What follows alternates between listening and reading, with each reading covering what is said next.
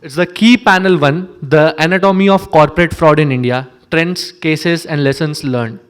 For the same, I would like to call upon stage our moderator, Mr. Nitin Bhuwania, General Counsel at EaseBuzz. Please have a huge round of applause, everyone. Joining him on stage, we have our speakers, Mr. Rajat Bajaj, Executive Vice President, Chief Risk and Compliance Officer at Tata AIA Life Insurance. Please have a huge round of applause, everyone. Next, we have our speaker, Mr. Rahul Kaushik, Head of Internal Audit at O2 Power. Please have a huge round of applause, everyone. Joining them, we have Mr. Nirmal Paul, Senior Vice President, Fraud Risk and Governance at Bajaj Allianz Life Insurance. Please have a huge round of applause, everyone. Joining them on stage, we have Pankaj Mohata, Head of Fraud Risk Prevention and Strategy at SMFG India Credit. I think he's still not here, but as soon as he joins, we'll have him on stage. Thank you, everyone. We can start with the session. Good morning. Thanks, Sahil, for giving a warm introduction, and I welcome all of us here, including my panelist. Rahul is still to join. Okay, Rahul is there. Sorry. Pankaj is still to join. Okay.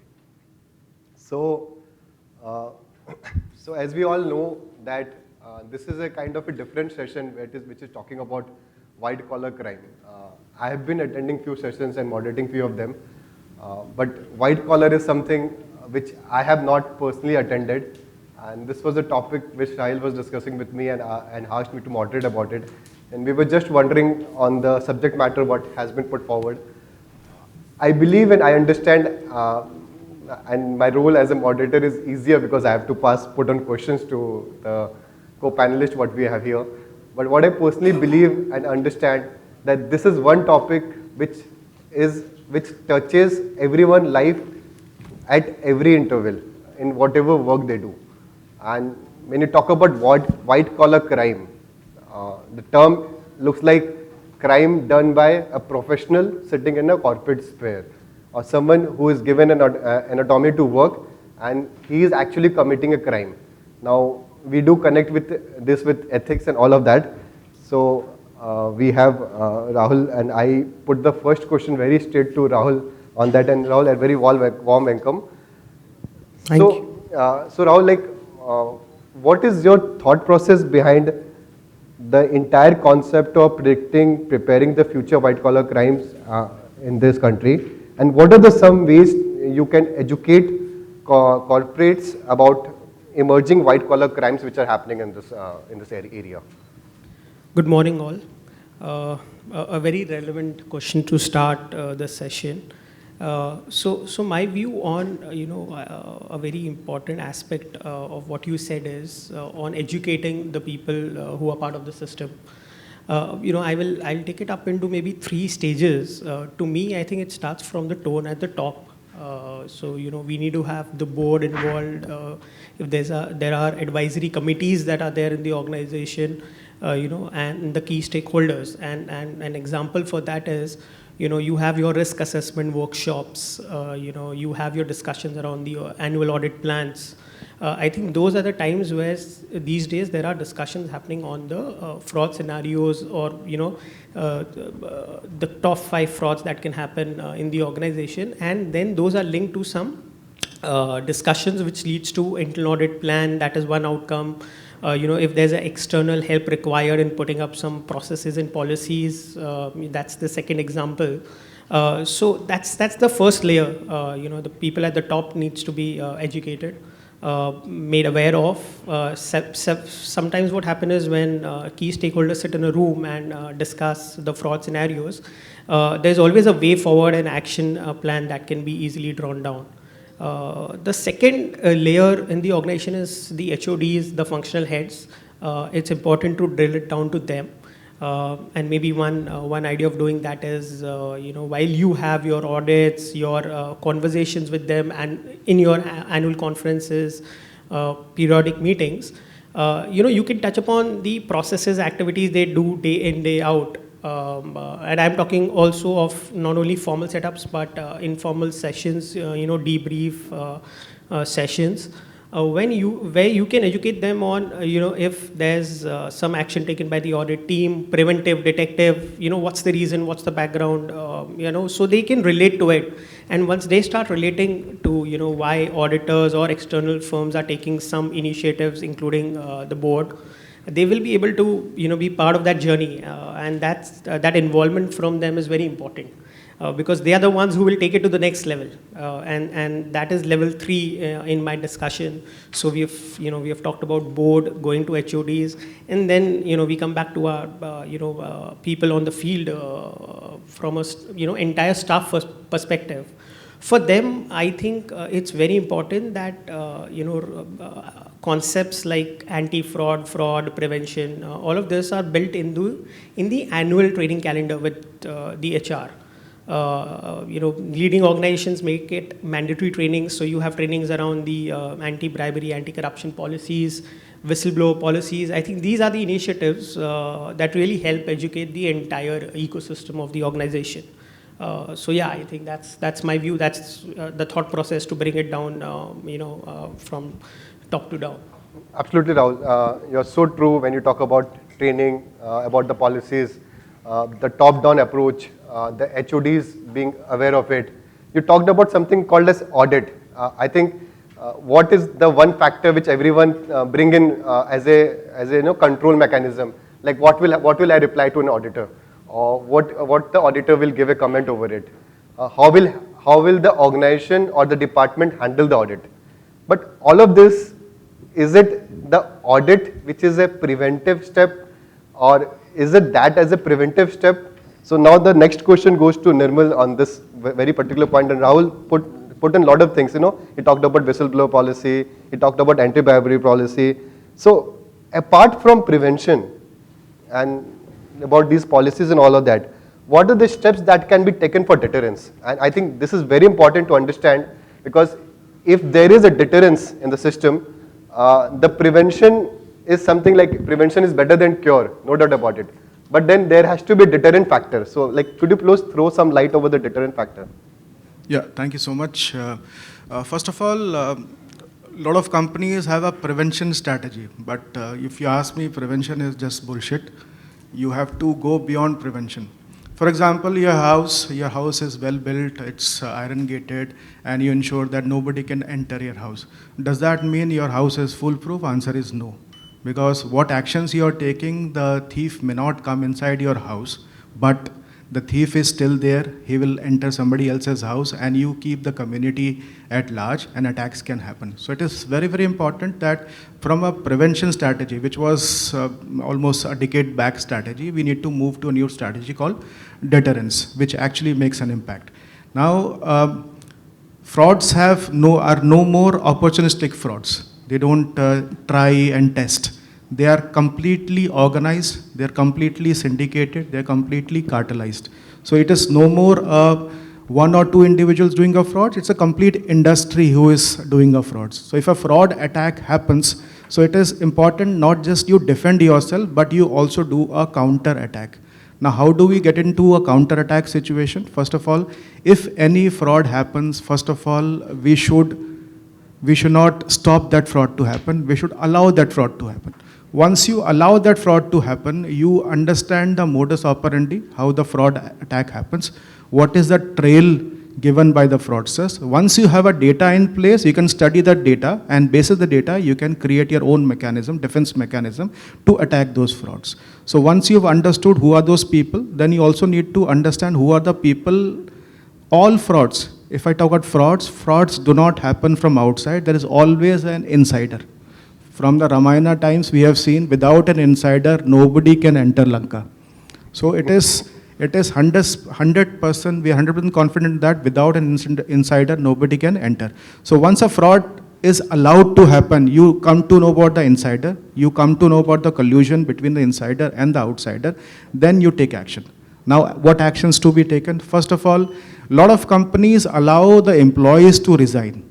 He has done a fraud, okay, he is 14 years in system, 13 years system, he's got a family, he's got a good social rapport, so allow him to resign. But deterrence strategy says you need to terminate because somebody has caused and harm to your organization for his own benefits. It completely goes against the code of conduct and ethos of the company. The first step is termination, which is immediate. Termination doesn't mean you give him 30 days and he still continues system. That's one. Secondly, if it has been a financial loss, even an attempt of a financial loss, it has to go with a police complaint. So for police and for many industries, police do not understand how the fraud has come and how is it impacting. For police, it is if a money is being lost, then only the complaint can come. But even an attempt for a money theft has to be trained to the police officials. So it is very important you also engage with police officials who are retired and who can actually help in filing a police complaint and making it an FIR and moving it to a charge sheet. So number one is police complaint. Second is giving this information to the public. So once you terminate an employee, publish this in a media, tell him that this employee has been terminated. So your house is safe, you also ensure no, the thief does not attack somebody else's house, the community is safe. That's a deterrent strategy. Third, if you see multiple cases coming from a location or a state, so we know there are some states who are very high on frauds and these are fraud pockets and cartels. You can engage with the law enforcement agencies, you can engage with the courts. When you go to the court with multiple cases coming from a location, they form something called SIT, Special Instruction Force, which becomes a part of Special Task Force. And through the SIT, they can actually take actions which is more vulnerable in nature, that will create more actions in the community, and that will become far-sighted. So prevention, we should stop talking about prevention. Now it's a time where we go on deterrence, and we should be one step ahead of fraudsters in taking action. That's my view on deterrence. So wonderful. Mr. Rahul talked about prevention and Mr. Nirmal gave about detention. So we are getting two thought process what is coming out here. I personally believe both of them are important and we will discuss this something on later. Now let's dive some deeper. And I think most of us who are here are from the control function in the organization. Risk, compliance, audit, all of this is control. This is a preventive step. So let's get deeper and let's talk something. And I put this question to Mr. Rajat here. What exactly is the role of risk compliance? Because Mr. Nirmal outlined 3 points which was very critical what he said right now. Something he talked about a police complaint, something he talked about approaching the court, and also he talked about terminating the employee, whether resignation is a solution or immediate termination. So he talked about these 3 steps and he was talking about from the deterrence. What is deterrence if you talk about? Deterrence is something which scares the other side. You know, if such kind of thing or such steps are taken or such thing is found, or you know, everything comes, truth has to prevail after all. That's what we believe in. And if it comes out, then this is the next course of action which will happen. That's great to hear about deterrence. But again, as I say, and as is old saying, I believe also on the prevention side of it. So let's understand. Absolutely. Without prevention, deterrence will not happen. Yeah. So all of these strategies have to work in tandem so that you have a No, complete... it's a good thought process. Mr. Rahul talked about prevention, you talked about deterrence. So now let's build up on this and talk something about the role. What is the role exactly, the audit, the risk, compliance? We as an individual, we are from the control function in organization. So what is the role of these functions in the organization? So it's a very exciting discussion. Already we see different views coming, and I would like to give it another flavor. So you spoke about what are the roles of the control functions over there. I would say that control functions role is changing with the level of the white collar crime that we are talking about. In case we are talking about the white collar crime, so I would put it three layers. One is the general employees or the agents or the, I would say, intermediaries or franchise that we are working with. Other is, I would say, the management, in case the management is doing some kind of fraud, which is possible. We see all of those things happening. There are many examples of that. Another is if the fraud is happening at the promoter level. Okay. That is also happening, and we see that there are those are those frauds which kind of get more they impact the stock exchanges, and they impact the valuation of the company, they impact the reputation of the country and all of that. So there are 3 level of white collar frauds that I think I bucketize. And what my colleagues here are talking about definitely is very important than when we're talking about our intermediaries, agents, customers, employees whose intention is to make kind of small buck of money or maybe a big buck of money and then kind of get away. So for those kind of things, prevention, deterrence is very, very important. And when you say prevention and deterrence, I absolutely echo both those things. But these have to be enabled. Now, when it comes to the role of the second line, it has to be enabled with the right set of data analytics. It has to be enabled by looking at what is happening in my organization, what is happening in other organization, what is happening in the organization which are in the different sector but can impact me. So you have to keep doing a horizon scanning, keep watching what is happening over there, keep building those learnings into your own system as second line, what kind of things that you can bring in. So like me in insurance, we have learned a lot from telecom industry, what kind of frauds we are seeing over there. We have learned a lot from banking industry, what kind of frauds are happening over there. And we are also learning from our own industry.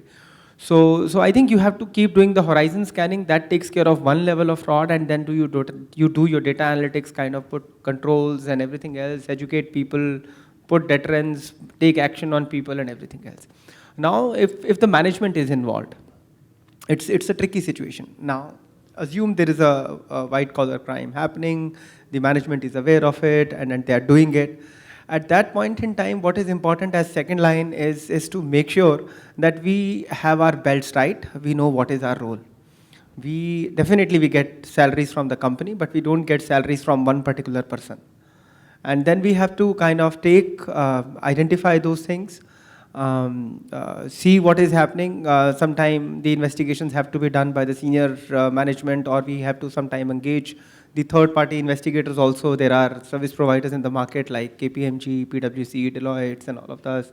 We have to sometime engage lawyers also just to make sure that everything is foolproof and well taken care of. Do those investigations carefully in discrete fashion, discrete manner. Lay down the clear facts, and then work with your promoters. Maybe sometime you have to keep the management aside because we have a different role. So we have to have the spine. For the sake of using the right corporate word, I'm using spine, but I mean something else. So we have to have that spine in us. We have to engage with our promoters. We have to let them know. I think in this process, the role of whistleblower is very important. You have to keep watching. If there are whistleblowers coming and if there are indications of those kind of situations, those scenarios, the role of auditor is very important. Internal auditor, how is he looking at things? Sometimes he wants to bring things in the black and white paper, and sometimes he wants to discuss with his CRO, Rajat, this is happening, what do we do about it? And we have to work together in those situations. Now the third level is in case the promoter is there and he's doing white collar crime, then what we can do. In those situations, I think we have to know what is our job. We have to, in case sometimes what will happen is we might even not know what is happening at that level. What kind of valuations they are moving, what kind of accountancy they are creating, what kind of income multiplication or expense charging and all of that happening. In case we come to know, definitely it is our job. And I'm not mincing any words, it is our job to connect with regulator at the right level. Yeah, maybe if there are right set of promoters, you can discuss with them. You don't, so this is very important. And then at that point in time, what is important is the role of the regulator. Because I will have my hands kind of limited, I will not be able to go very far. I will be short-handed, as I may say. So the role of the regulator is also very, very important as to how he is behaving, how is he reacting, how is he making sure that these things are taken care of. So that is why in insurance industry, I think, I don't know how many are from the insurance industry, the regulator really wants some of the control functions to work very closely with the regulator. They keep monthly meetings, quarterly meetings and all of that, understand what is happening, what are the trends, so that they keep sensing what is happening at various levels. So I would say that that role of the second line depends upon what kind of issue we are trying to handle. If it is so I'm summarizing what I'm saying. If it is employees, intermediaries, franchise, customers, and all of that, then data analytics is the key. And in case it is happening at the middle management level, then your own culture and your own engagement with the promoters and the shareholders is the key. But in case it is happening at the shareholder level, I think then we have to really work with the regulator. So I think these are the three large buckets. But when we are working in any of these three buckets, what we have to know is that we have a job, we have a role, and that job and that role requires us to have spine and not worry about anything else. That's what I would say. No, that's a great point what you're making out. Like you talked very depth about few things, across level, what level the fraud is happening in the organization. Is it happening at the level of employee level, at the senior management level, or at the promoter level? And you very well categorically mentioned that there are people sitting in an organization like us who has to control, prevent, and use deterrent techniques at both the level. I'm not getting into how to respond to that. No, of course, that's right. We'll come to that so point. But it's a great discussion going on. I think we started the absolutely. session right, and we have gone that. And you talked about data analytics. There's employee fraud happening. Get deeper into data analytics. Understand what is the level of fraud. What is it getting into? Very good points coming out from the discussion. I put it out now to Pankaj, and I take the clue from here about the data analytics and the new emerging technologies, because now the frauds are gone where cash is getting embezzled in the organization, or the frauds are not at that level where some goods are getting out from the system. The frauds are happening at the system level, and now the manipulation is happening at the system areas. People I come from a legal background. We have this now timestamp on the contracts what we execute. Gone are the days when backdated agreement execute करके submit कर देंगे. Gone are the days on जब आप DSCs अभी use करते हो and then you'll sign those physical papers. So how these emerging technologies which are coming into the arena of the way we are working, are they very vulnerable, or are these technologies acting as a preventive step?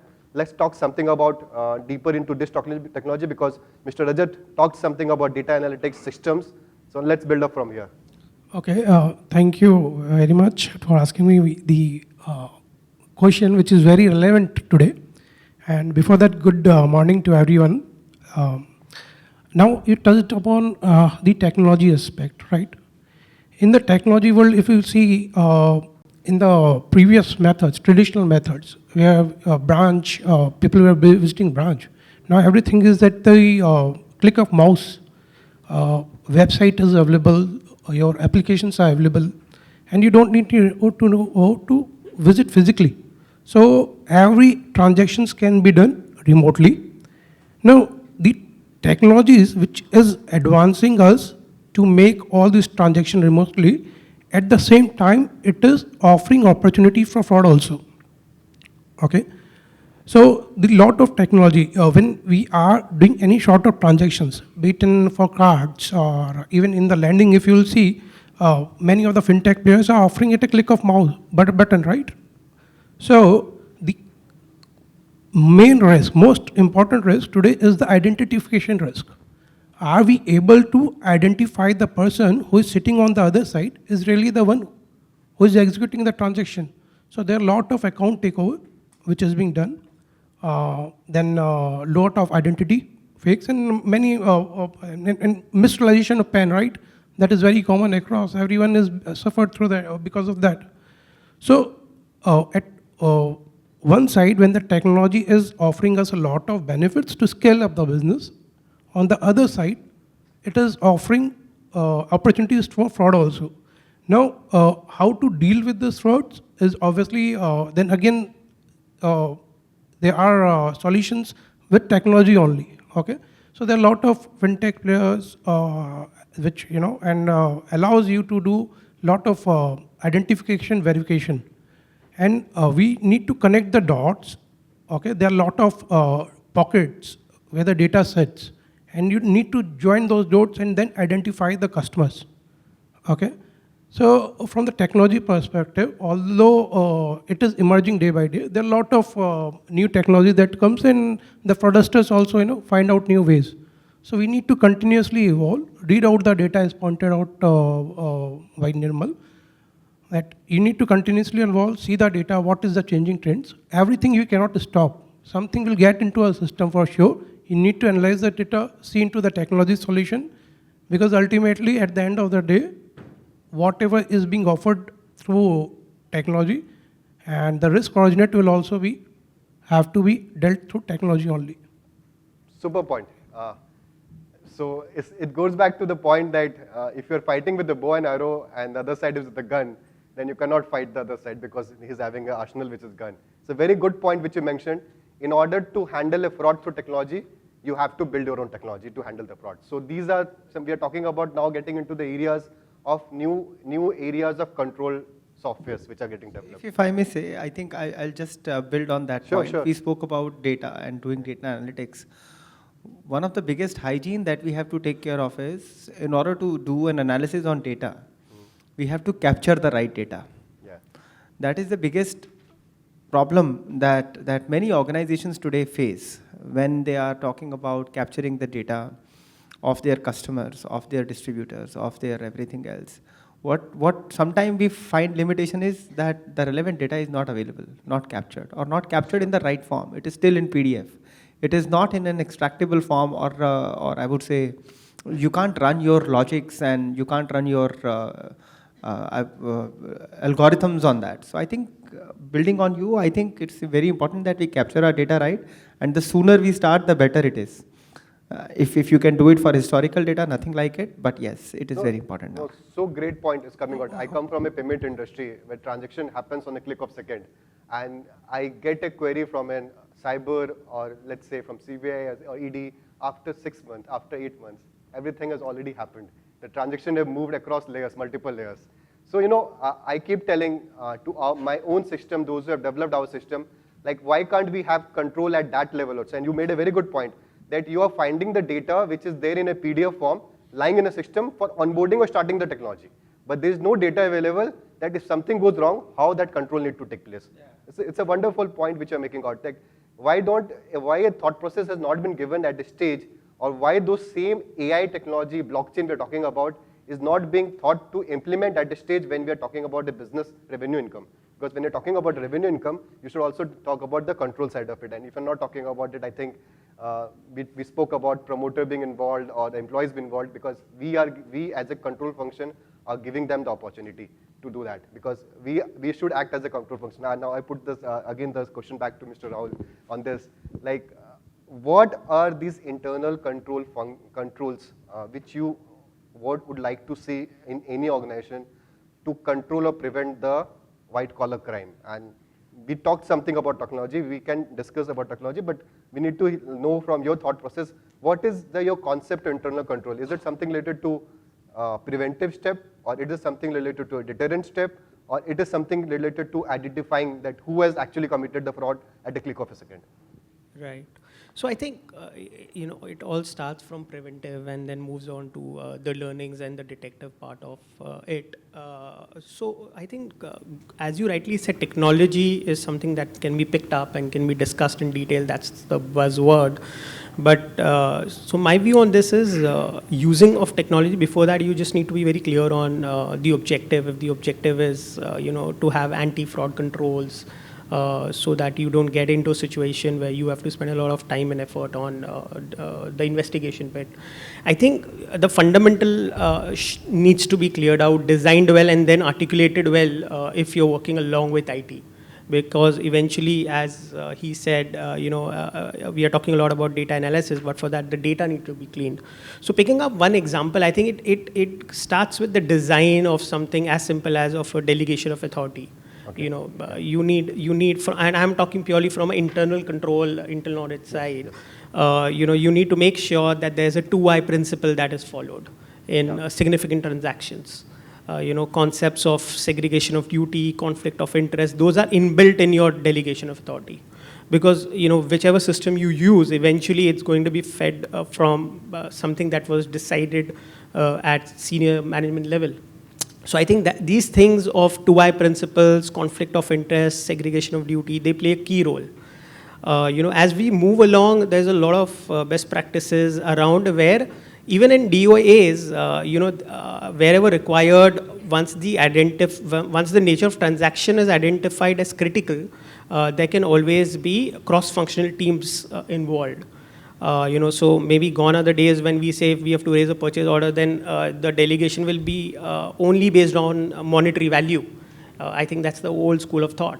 But if there's a transaction that's identified as critical, already identified as a red flag, then cross-functional teams can be involved while those decisions are being taken outside system, in system, the approval workflow that is configured in the system. So I think cross-functional teams, their involvement, their collaboration will go a long way from a preventive standpoint. Having committees for large transactions, again, decision making, that's very important because we had that question for him where we asked him what's the role of a compliance officer, legal. So you can have a team which when you're designing a product, when you're doing some change management in the IT systems, there needs to be involvement of different stakeholders. It's not only IT's job, they will just develop what's been told to them, but the designing part of that is very important. So you need to have the right stakeholders in place, someone from the finance side, someone from the legal side. I think, the point that I'm trying to make is that designing of processes, designing of delegation of authorities, designing of decision-making milestones, these are important identification criteria. Touching on the external side, I think we've talked a lot on internal. You can have controls around background checks to be performed not only on employees, but also on key vendors that you're working with, key customers. I think that that plays a role in the entire system. It also acts, although it's a preventive control, but that also acts like a message to the outside world that how serious are you about these topics. It's not only about a transaction that we are looking at. So these are the things from a control standpoint which are largely preventive in nature, but yeah, they play a very critical role. On the detective side, I think, once an event has occurred, then how do you respond to that? I think my colleagues have talked about that, how, it's not about the messaging around termination, the messaging around what's the learning out of that, and then go back to the drawing board and then have your policies, your audit programs updated. I think that's the detective part. The message needs to be clear that there's a zero tolerance around this subject. So that's the balance that needs to be maintained between preventive and detective controls. That's my view. So true. So you're talking about, again, the old concept of maker checker, two eyes.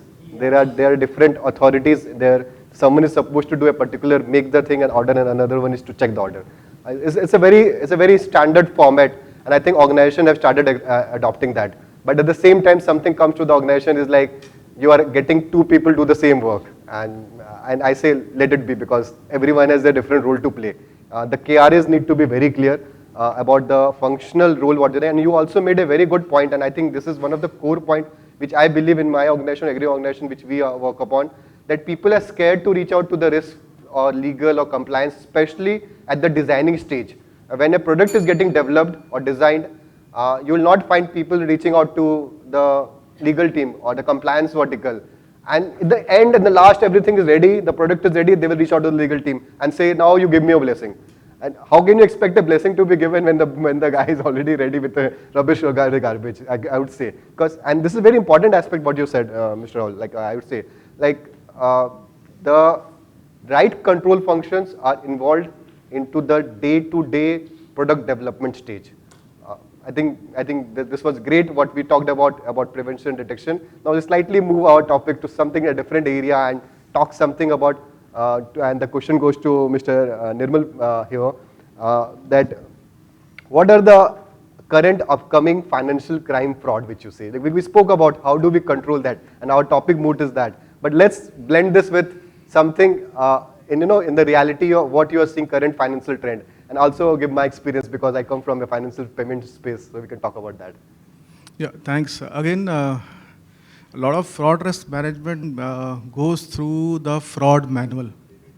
Now we follow the book, we follow what is mentioned there, But fraudsters do not follow the book. They have actually mucked up the book, and they are coming with new frauds day in, day out, and which is not mentioned in the book. That's one. We don't even have the data of those frauds. For example, today all the Gen Z, we started about Gen Z. So Gen Z is into Insta. So our time we used to be in Facebook. Now Facebook is outdated. Now you go into Insta, suddenly through an Insta you get a request from a beautiful girl coming to you and saying hi. You accept the friend request, and after some time you start chatting with her, and she will ask you to, why don't you share your WhatsApp number? Then you talked about aha moment. She's asking for a WhatsApp number. It's an aha moment for you. You share the WhatsApp number. Then she asks you to come for a video call. Now, in your excitement, even if you go for a video call, even for 30 seconds, you are completely screwed up. There will be videos which will be created, which will have your face using the deep fake technology, and the videos will come to you. Now this will become a ransom case. The person will say, I'll share your videos with your family on your Insta handles, Twitter handles, Facebook handles. I will also share with your company. Most of these victims get totally scared. They don't even report these complaints because this is a very social, vulnerable issue, and they will not even react. And they end up making huge payments. So once we talk about new technology, deepfake. We know Rashmika Mandhana, who acted in Pushpa. Now she is no more remembered of Pushpa. She is remembered of the deepfake which has happened with her. Now, do we have a data around it? Answer is no. Do we have any process around it? Can we follow the book and act on deepfakes? Answer is no. Now the frauds are becoming so much sophisticated and alluring. You can't believe your eyes, you can't believe your ears. The new fraud which is coming, which is called virtual kidnapping. You'll be sitting at home, you'll receive a video call from your child. Child is crying, Papa, help me. Mama, help me. Save me from these people. The person on the other side will say, we have kidnapped your child. You pay me this ransom in next 5 minutes or we will kill your child. You are completely blacked out. You can't even think what you have to do, and you end up paying. Once you have made the payment and you call at the school will tell that your kid is playing. Kid is absolutely safe.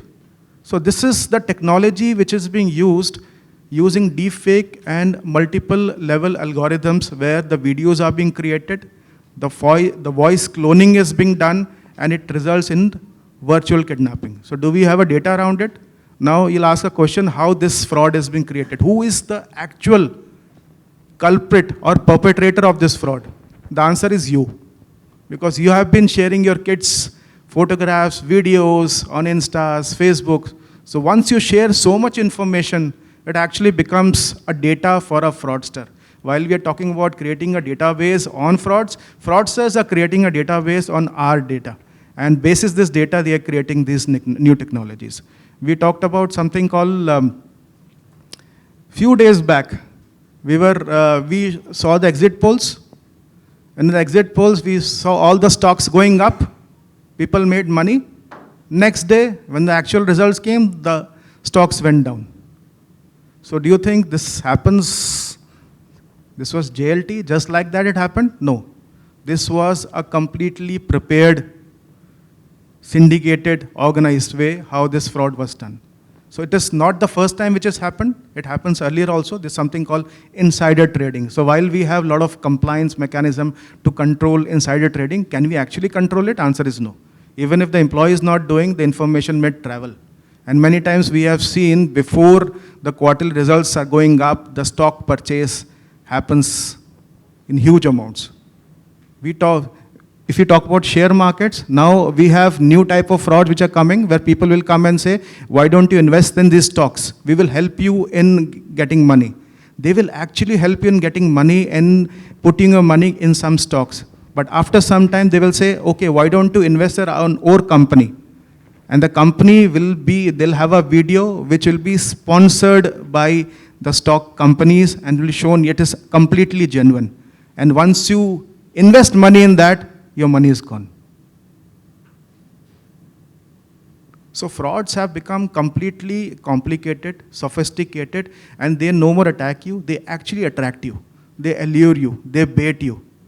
And if you are not using the new technologies, if you are dependent on old and traditional methodologies, then the news which comes on every day on the second page, that will continue to come. So it is very, very important we adopt new technologies and become more and more sophisticated. Thanks. No, I think Mr. Nirmal, you talked a lot of things here, and when you discussed about it, you talked few examples which are very practical, happening in day-to-day life. You talked about someone getting a call from a cyber and getting lured there, or getting a call from a cyber criminal, and he's attracting the person and taking a video out of it, and that video is being presented in certain manner. I'll tell you a very, very small incidents which happened with one of my ex-colleagues which I was working with. He was the guy who was dealing regularly with the regulatory authority, and he got lured into all of this, and there was an entire police station which was created at the back of when the video call was there, and they pretended as if that they are calling from a police station. He was like, in the video call, the guy who was speaking was wearing a uniform, he was talking in a manner as if he's a police officer at a senior level, and there was a police station behind him, and that guy ended up paying something to settle the matter. So understand, and we educated people are getting trapped into this, because they are using your data in somewhere where you have either misused it in a different manner or you have taken a benefit out of it. And now these guys, you said very good point, these guys are building on your data, trying to understand where you have misused your data, at what place, and that is the vulnerable point they are using it. You might seek and end up taking a discount at some place by using your influence somewhere. These guys are watching everything. And you will not believe you will get trapped there, that your courier is on the way, your parcel is on the way, and we have found all of this. Very good point you mentioned about it. I'll just add, I think one of the things that we are seeing, and it is very common across these days, is that people are receiving messages in the name of their CEOs, the emails and the messages. Exactly. So, hey Rajat, this is Nirmal Paul, I'm your CEO, I'm here and I need you to approve this payment and reply urgently. So all of those things, I think it is... Person on the other side will say, yes sir, payment made. Yes, payment made. So all of those things, I think, and they are sending these kind of messages at the bulk level. They are not, so of course, in case this message is sent to you and me, we will find out, I know Nirmal Paul, he is here sitting in the corner office, why would he send me a message? And sometimes they are even timing these messages when the CEOs are traveling. So these things are getting very common. I think while what Nirmal said is very exciting, at the same time we have to make sure that our employees are aware. Whenever these incidents are happening, we have to immediately start communication with the relevant people, that in case you are receiving these messages, how to kind of respond to those things, not get lured into those situations. So yes, the new frauds are coming, but what is important is that we don't have to worry about frauds. We have to keep worrying about how we can prevent them. And that's what this session is all about. Mr. Rajat, you made a very good point. This is a common trend which I have personally noticed. When your CEO is traveling, you'll get a message from someone. I think let's talk about prevention. Where is the error? The error is that CEO has given right to process the payment to the guy of his personal account, where the OTP will come to him, not to the CEO. And these are the things which the fraudsters are tracking. Who is using his OTP? Is it from the same mobile number, or is it getting inserted from a different IP? And he will track the CEO, he will see where he has gone. He's gone for any vacation, anywhere else, or any meeting. From there, you will get a call that I'm stuck here at the airport or something. You just make payment of this 5,000 USD or 10,000. And the other guy is like, yes, sir, he has the OTP, he has everything. He will process the payment. I think the fault is the CEO himself is at fault, because why he has given the right to use the OTP on the other side to the other vendor, other person. Good point. And this talks about the culture. And I think I need to listen from you about Rajat on this. Culture, in the corporate setting, let's get into the corporate setting. Absolutely. Culture and the importance of the board, how the board is supposed to. I tell you one more thing. You're right, culture. I think I come from Tata Group and I've been working with Tata AIA for about 9 years now. However, the organization Tata Group is more than 100 years old. And I think I have no shame in sharing with you that first time Tata Code of Conduct was drafted only 10 years back. So there was no code of conduct in the Tata Group for about 90 years or even more than that. No written code of conduct. So what was there? All these 90 years. We trust Tata so much. We talk about Tata ethics, values and everything else so much. So what was there? there was an intent, there was a belief, which should be documented, of course, and that is why it was documented. So whether it is documented or not documented, what is important is what is the intent of the organization. And I think we have to start working on that organization, that intent. For that piece, whatever number of trainings you do, whatever number of actions you take, whatever number of preventions you do, what is important is what is the tone that you set. What is the tolerance that you set? How you respond to those situations. When you are entering into contract with your people, when you are in difficult situation, how you are respecting those contracts, even if you have to sometime cross those lines. So I think the intent is very, very important. That's at the promoter level. And then when we talk about at the employee level, I also feel most of the time, the intention is not how these people, how our people get into the wrong side, is sometimes it is only the intent and the chalta hai attitude. People who come from north, there's a very common word used which is called जुगाड़. अब बहुत simple है कि एक banking की application है, credit card की application है, उस पर साइन करना है, अब चले गए हैं, कस्टमर चला गया, उसके ऊपर हम खुद ही साइन कर देते हैं. पेमेंट शॉर्ट है, हम अपनी जेब से करने की कोशिश करते हैं या फिर किसी और से करने की कोशिश करते हैं. कुछ नहीं है. You can go back to the customer, he will sign again. You can go back to the customer and say that you have to make additional payment of so and so. They will do it. But what happens is कि customer के पास दोबारा कौन जाएगा और चलता है, कौन पकड़ेगा मेरे को, इतनी सारी चीज़ें हो रही है, मैं ही क्यों पकड़ा जाऊँगा. करेक्ट. सो आई थिंक वो जो कल्चर है उसको सेट करना करेक्टली बहुत इंपॉर्टेंट है. और उसके लिए निर्मल ने जैसे शुरू में बात कही थी, and I am going back to the same point, and Rahul ने भी कही थी, right training is very important, and right action whenever you identify, keep doing data analytics, all of those things is very, very important. But what is also important is in case you see these things, you have to definitely respond and not tolerate.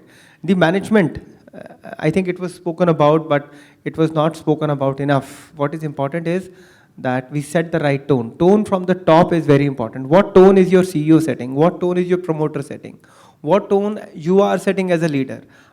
I can challenge you. You start accepting in your function, you start accepting the dealer dala work. Everybody in your team will go 5 बजे छुट्टी कर लेगा, 10 बजे 11 बजे से पहले office नहीं आएगा, कोई मेल का जवाब नहीं होगा. So it is once you start become tight, नहीं यार, I have sent you an email, we have to work, these are the timings and everything else, I will not tolerate these things, then everything will set right. So if that is true for your function, if that is true for your home, that is true for the organization also. We have to set the right culture, we have to have zero tolerance, we have to make sure that whatever processes we are setting, those are being followed. The role of internal audit comes, the role of risk comes, how many operational risk assessments you may do, how many information security controls you may put in, how many internal audits that you can do. Whenever there are findings, those have to be closed. And if they are not getting closed, those have to be escalated. Guys, don't tolerate any open issue that you know.